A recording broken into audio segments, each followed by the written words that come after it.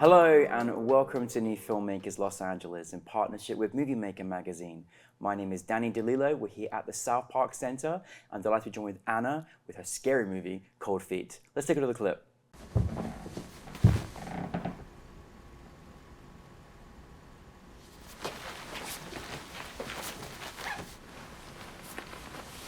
What are you doing, babe?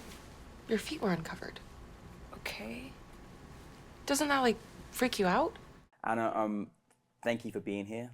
Welcome. Thank you for having me. Welcome to the family. We'll never let you go. Thank you so much for bringing Cold Feet. For those that haven't seen it, tell us a little about it. Yeah, so Cold Feet's a short horror film about the terror of emotional intimacy. It follows Sarah, who's an insecure young woman who's having her girlfriend Margot stay over during a heat wave.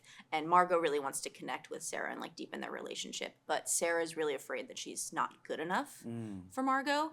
And so throughout the night, this fear starts to manifest as this presence, this monster under the bed that kind of represents everything that Sarah's afraid of. I really love that you put this, kind of emotional perspective, which happens to a lot of people, especially in new relationships, things like that. And then mix in the kind of sort of reality with the horror and that symbolism, really clever. Where did you come up with this idea? How did it all kind of formulate? Yeah, so I'm a very introverted person by nature, but I have my very extroverted moments. This would be one of them. Yeah, we turn it on when we have to. You're doing well, Anna. And so there's a part of me that's always a little worried and afraid that my friends like that version of me better. They like the person I am 10% of the time and not the person I am 90% of the time. And I think a lot of people can relate to that fear that there's a better version of you, a better child, a better partner, a better friend.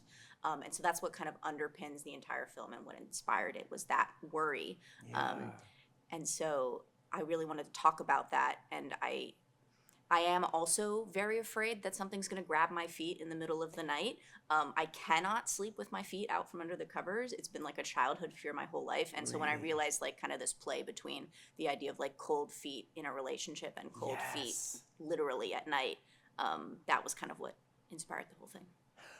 And you're so clever. That's great. I love all of that connection of what it is, and I think really important subjects as well. And we love all Anna, by the way, just 90%, 100%. Okay, just so you know. But no, I can understand that feeling and everything else, and I think it's a really good analogy for relationships. And I also can't have my foot out as well the bed. It's a weird. I can't. Some people are fine with it, and I don't understand it. I think they might be monsters. Yeah. There is monsters under the bed. I just want to go into the dynamic. I really think you did a fantastic job as a horror genre filmmaker of this particular film, because I watch a lot of horror, but this, I was oh my God. How did you know some of the kind of things, nuances, where inspirations in sort of building this tension up from the sort of horror perspective, because it was really very effective. Yeah, I think for horror the key is to really draw on the stuff that you're organically afraid of. I have a lot of night terror type stuff, and it feels very drawn out. You wake up and you feel like there's something in your room with you, and it's that presence, and the time it takes you to kind of look across the entire room to make sure you're alone is really what I was trying to capture with a lot of the empty time and camera movement that the film has. And I feel that's a universal experience, and so it kind of connects to everybody who watches it. Yeah, no, you really, and I really love the couple that you had in this film, because they did a really fantastic job. And I also just love this dynamic of when you're the one going through something, if you're scared or emotional and the other person can't see it, but you're feeling it, right? You did a really good job with that. But tell us about how you brought your actors together, and then how you worked with them as a director for this particular film. Yeah, no, it was an interesting experience. It was a little unconventional. I was really lucky. I shot this film with the help of my school. They let us use one of the stages. But that meant that our timeline was incredibly condensed. They were you have one weekend where we don't have students, where this space is open, where you can build a set and bring people in, and then you have to strike it in that same time period. And so the turnaround was incredibly fast, and we didn't have time for a traditional kind of casting experience. But I had just graduated, and I had seen all these incredible films with all these incredible actors that had been made by my class. And so I kind of went through them and found the people that I felt would be a good match for these characters, and pulled them, because I trusted both their performances in the other films and also my friends who had worked with them. You know, I was able to get kind of firsthand kind of experience of what it was like working with them and being prepared that way. Yeah. And so that process was great. It was really pretty truncated, but a lot of fun. We kind of met up over Zoom and then had like a table read before the film, and then we just had to roll into it because we didn't have time to do anything else other than just get to it. Yeah, and kind of, I mean, there's so much analogy behind this, but like, if you kind of, aside from being this obviously horror thing, like, what did you hope the audience would kind of pick up from the film or sort of take in? Because there was a lot of symbolism and morality and things in there. Like, I could watch it again and see new things, you know? Yeah, I think one of the things I was really trying to convey was like kind of like a quiet loneliness. Do you know what I mean? Like, I think we feel most alone when we're with other people but don't feel like we're connecting with them. And so those were kind of like some of my favorite sequences to shoot.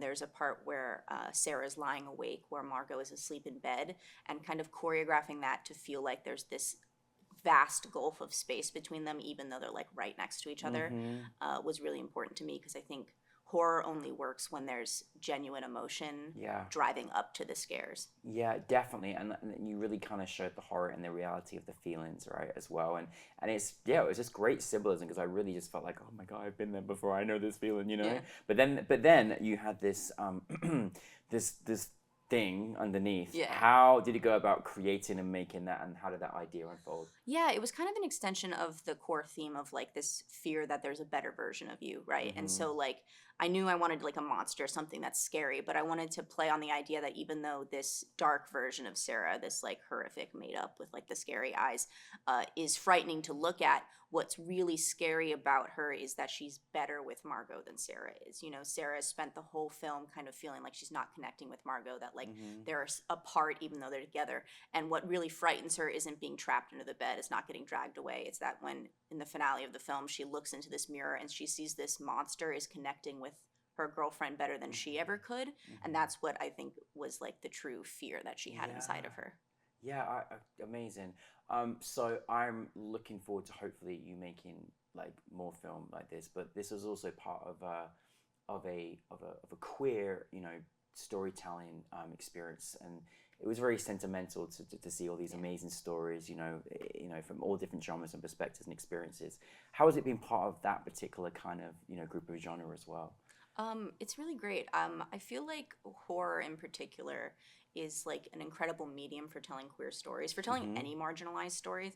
I think it's a combination of the fact that genre, particularly horror, is a little more commercially stable, which means it can take risks in other places. And so for its entire existence, horror has been kind of like a convention pushing genre. You know, you're able to represent people and voices that you can't otherwise, because people are a little less afraid of losing their money on it. And that's created a really special like subsection of the industry.